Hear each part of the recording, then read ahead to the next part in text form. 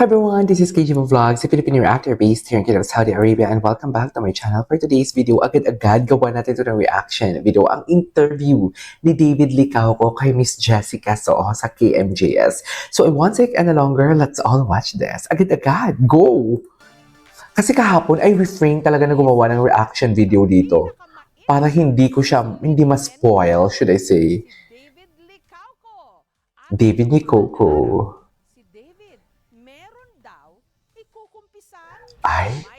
Ay! Ano ang ikukumpisal ng Ginoo natin for today's video, Abel? Charis! Good morning! Good morning! Landi talaga. Malandi talaga siya ever. I love it. Oh. Kinaiingitan? Wholesome talaga siya. Swear.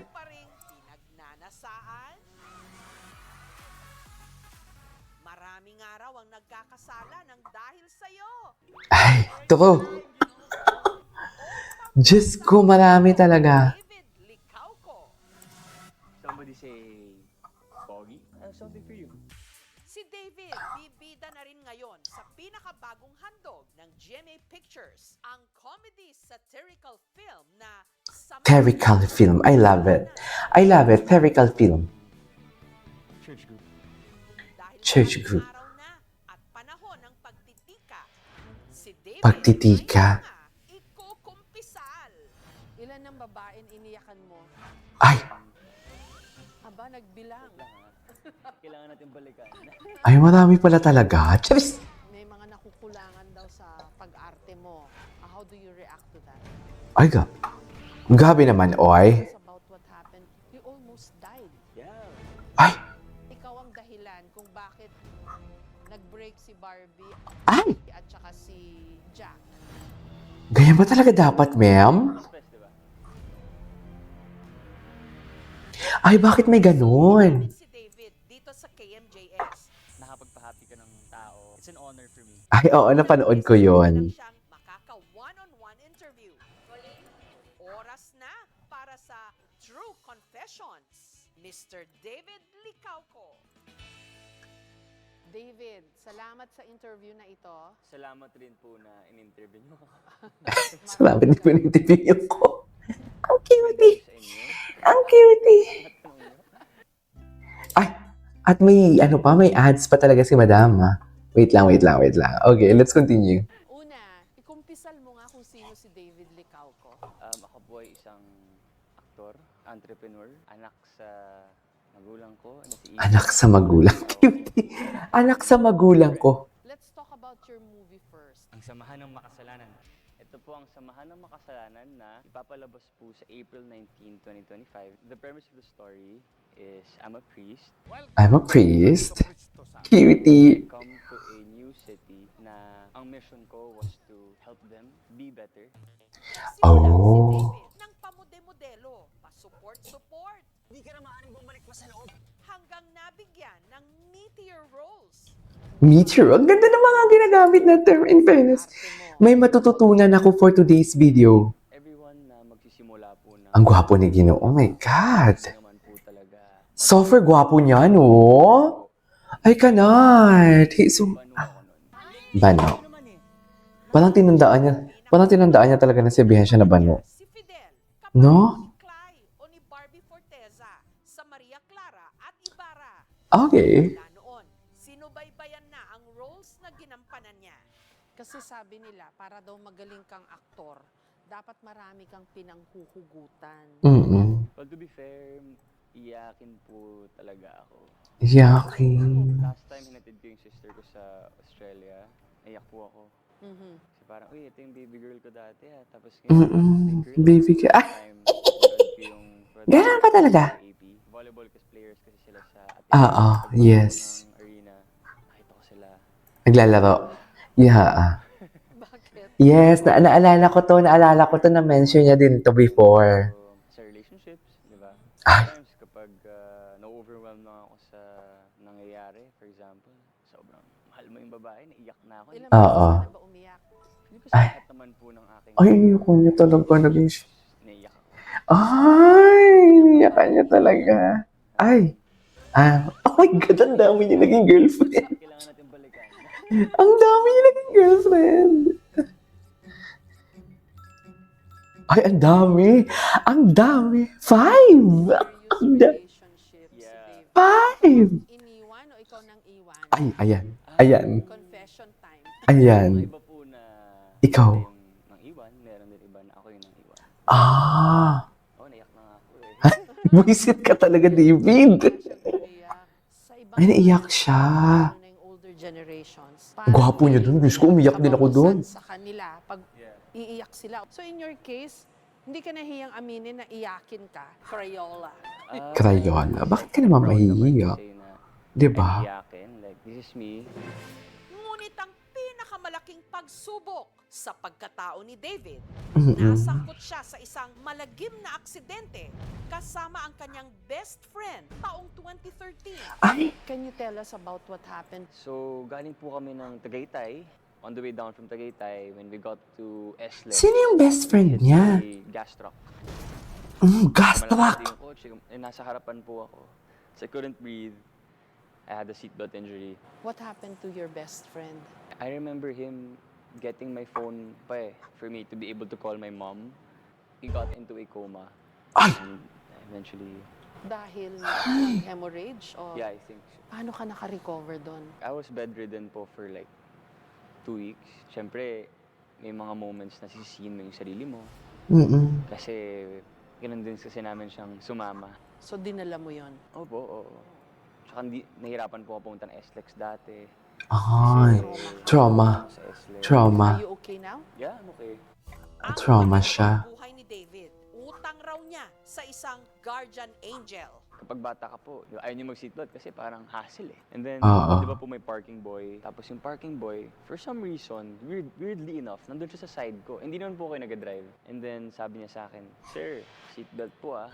Oh, yeah, I remember this. Nag-seatbelt po ako. And kung di po dahil sa parking boy, Yeah, I remember this, chika. the seatbelt saved my life. So yung mga ganong experience, David, how did that change you? I think it's just a matter of valuing your friends and family, True. your loved ones, because you never know tomorrow may mawala po, hindi po ba? So I think it's always nice to like let your friends and family know that you love them and you care for them. Papadala kita sa pinakamakasalanang lugar kung saan yung mga parang Napanood niyo na ba? Maganda ba? Week din naman, at saka kailangan mong magkumpisal dito sa KMJS. Opo. Pwede bang malaman ano yung pinakamalaking kasalanan na nagawa mo na? Ay, Nag-play Ano? po ako dati Talaga? when I was 14 years old. Anong ginawa mo? Alam niyo po yung ding-dong ditch? Mag-ding-dong ka sa isang bahay, tapos tatakbo ka. Kasama ko yung oh. mga barkada ko. Sa isang bahay lang po kami nag-doorbell for 3 days. And then on the 4th day, nakaabang na yung mga yung mga barangay sa village. Nahuli po kami ng barangay. Natawa Yun ako. lang. Tatlong araw niyong dinodorbelan Isang bahay ng lang po. isang bahay. That was so bad. Huwag niyong gagawin yun. Ano nangyari nung nasa bahay kayo? Nasa barangay po kami, tinawanan lang po kami ng barangay captain eh. Sabi, anong kasalanan niyo? Nagdingdong. Tapos tawa lang sila ng tawa. Dahil nagkumpisal ka ng kasalanan, humingi ka ngayon ng tawad dun sa may-ari ng Ayan. bahay na yon. Actually, Award. nasa pa rin yung bahay niya hanggang ngayon. Pag umuwi ako, I'm really sorry. I know that that was wrong. I understand. Now I'm older. I'm really, really sorry. Maliban sa pagiging aktor, si David, isa ring negosyante. Meron siyang mga restaurant at cafe. Oh. Ako po yung nag-start ng lahat. Yung Sobra Cafe, we have 2 branches na. So that started during the pandemic. I was just looking at food photos on Instagram. Sabi ko, pwede ko tong gawin. Like, ako po yung nag-pack ng food. So you're Mm-mm. hands-on? Yeah, super hands-on. Like, all the legwork talaga po I did. Why did you see the need to go into business? Acting pays very well, di ba? During the pandemic po, hindi po ba lahat po tayo nahirapan na wala po tayong trabaho? I grew up in a family na businessman and businesswoman talaga. So from there, started studying. I studied in London Business School and then also improved on myself. binisita namin ni David ang isa sa kanyang mga kainan dito sa Quezon City. Ilan nga uli restaurants mo, David? 5. Wow. 5. Bago tayo Grabe magkakaroon pa. ulit, Paano ay, niya yan na meron ano? one big game. I confess o I deny. Paano niya yan Red na-maintain? balloon. Pagka you deny yung red balloon. Okay. David, mangumpisal ka na. You deny or you accept na ikaw ay addict daw sa gym? Ay, Yun lang yun, accept. Napakadali naman. O Ay, huwag ka mag-ano, baka magulat ka for today's video sa mga tanong. Twice a day.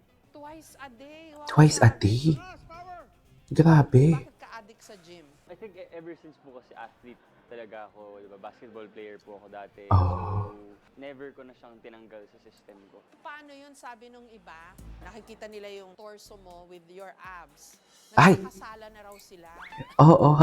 Nahiya pa siya, nahiya siya. Nahiya siya ng slide. Wala. Nahiya siya ng slide. Ay! Totoo ba na ayaw mo daw magsuot ng skimpier dun sa fashion show? Yeah. Bakit? Yeah. Tsaka hindi rin talaga ako comfortable to remove my pants. Upper Ah. Alam po. Kasi marami ka ring fans na bata. So, good answer. Oo. Tara. David, Dito puro kira. ka pa-cute. Ah. I confess or Sa I TikTok deny? naman. Deny. Ay, bakit? Bakit So kaya? many things po in a day. Siguro yun lang yung napapakita ko sa social media. Okay, yeah. Pagpapakute and Hindi, I mean, cute naman kasi talaga siya. Oo, gusto namin. In real life, Ay, hindi ka po. medyo nasa serious. Cute, hindi cute ka talaga. Sorry, Cute ka David, talaga. Sa pang-intriga. Okay. David, do you confess or do you deny na ready ka na ulit umibig? Ready ka na umibig. Ay, Ready naman. always ready na umibig. Klaseng girl bang Always ready na kidding. Si Barbie na talaga yan. Someone who has dreams someday. Someone who will support and accept my job, myself, personally. Oo, in-accept ka na niya. Chinita na hindi masyado chinita. Ay, iba ni Barbie talaga. Kami ni David Very na Barbie talaga. Chinese. May isa pa tayong connection. Kapalaghan. Kasi ang KMJS madalas nagpi-feature ng mga scary stories. Nandito na naman I'd like to ask you, kasi in the past na interview ko na rin si Jaime Licauco. Yeah, my lolo. I think he's called a paranormal expert, Yeah. diba? So, Oh, marami rin kayo lolo sa niya? Balaghan.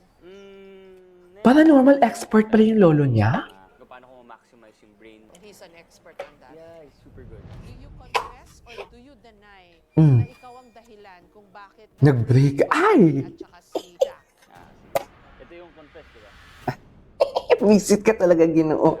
May pa-suspense ka pa talaga, yun totoo. Deny. Wala kang kinalaman doon. Wale. Sa breakup. Sure ako doon. Bakit? Ang tibay ng love team nyo ni Barbie. Oo.